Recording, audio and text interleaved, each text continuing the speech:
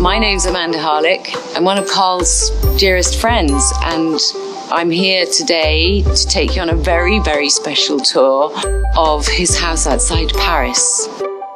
So why don't you follow me? Here we are in the entrance hall of Carl's house.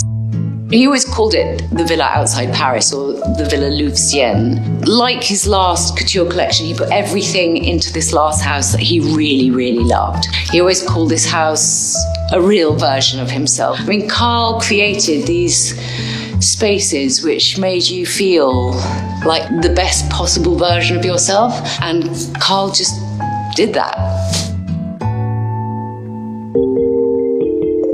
This is the dining room. Carl was a brilliant host. He loved the idea that the house would be full of friends and that he would have dinners here and everybody would spend the night. Carl really loved these chandeliers, and he has several here in this villa. For me, this is like a couture dress. I think they're astonishing. It's also like a piece of jewellery. Both things that Carl really, really adored. It looks like a jellyfish.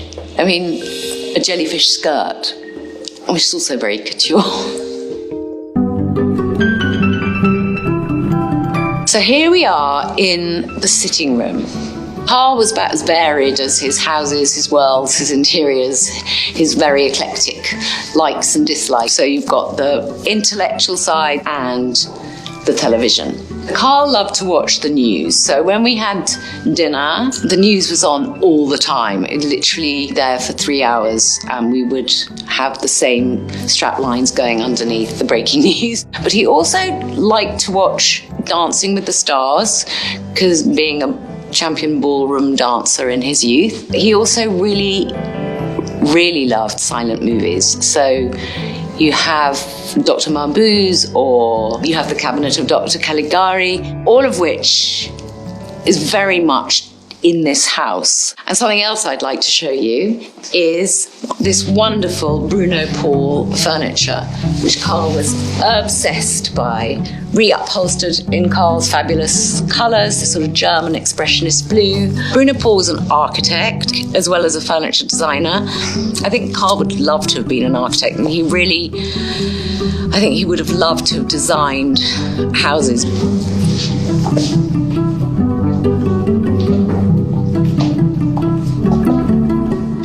And here we are in the music room, or should I say the Suemar room, because Carl adored their furniture and all their designs. We have the Suemar piano. He always used to tell a story that he wanted to play the piano, but his mother said he had such ugly hands that he wasn't going to be allowed, and also the idea of him practicing would drive her insane. I mean, she was a very brilliant violinist, and a child, I think, possibly playing the wrong notes or something would be intolerable.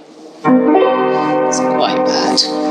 Carl loved the shape of pianos, and even though he really wanted to play them, he loved listening to piano music. I think he really wanted the music room to be a place where there could be concerts. I've just remembered, Steinway asked him to redesign the Steinway Grand, which he did. It was this extraordinary black and lacquer red and was used for photographs. And then after about a year, it was sort of used as a bar where people would put their drinks down. And I said to Carl, was he going to give it to a conservatoire, for example? He didn't say anything. The piano disappeared.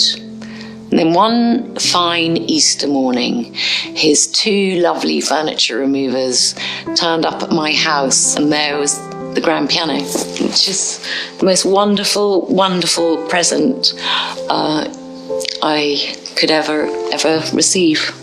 Beautiful, beautiful, beautiful, beautiful, inspiring, incredible.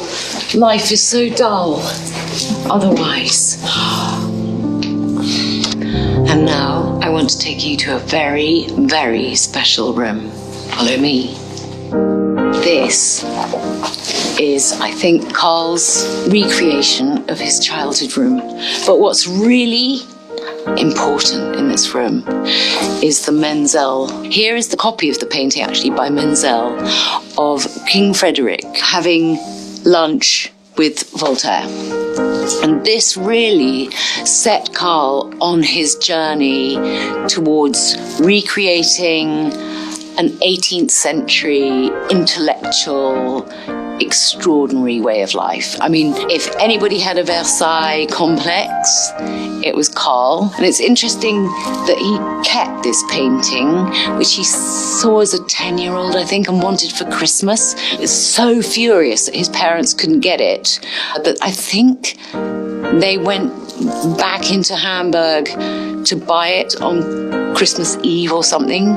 But I love the idea that this child, this precocious, sophisticated child, stood and saw this painting through the window of the shop and thought, that's how I want to live. So follow me and I'll take you upstairs. Coming?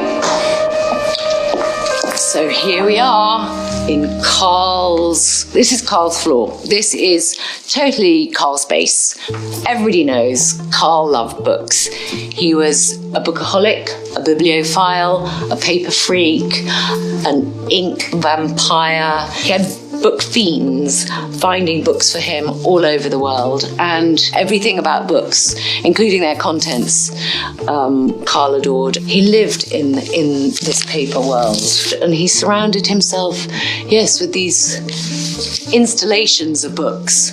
But he knew where every single book was, even though it looked like total chaos.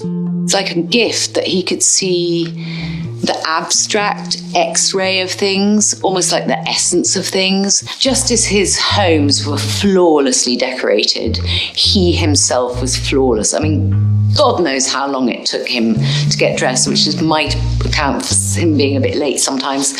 But every single detail as to the width of the tie or the collage of belle perron that would appear on the actual tie itself, down to his mitaine, his fingerless gloves that he had made by Cos in Paris, meant that he could somehow recede behind it. He could be this other person, this private person, and he's got this perfect uniform to present to the world, always. He sometimes called himself the Dolly, and he said that he was really pleased with the Dolly, this anima, this other person that was not him at all, but just how he would like to present himself to the world.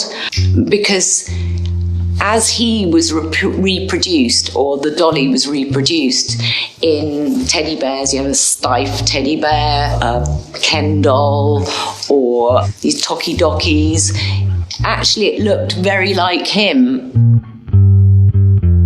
Call the Ken doll. So follow me and let's see where Carl sketched. This is where Carl would sketch. He would sketch really fast, really brilliantly. I mean, that is the discipline of, say, a musician or a cabinet maker. I mean, Carl sketched all the time, night and day. The huge waste paper bins everywhere because he would throw away as much as he kept. He used the Shemura eyeshadow, actually, for colours. And I can just remember any idea would come out as a visual and then he'd just throw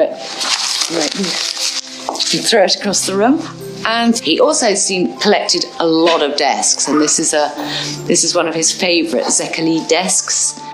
I mean, he was just obsessed with great design. It would make him really happy and would also tap into collections, jewellery, accessories himself. That's what was so exciting about Carl. He just never stopped looking and responding and learning and transfiguring and transforming.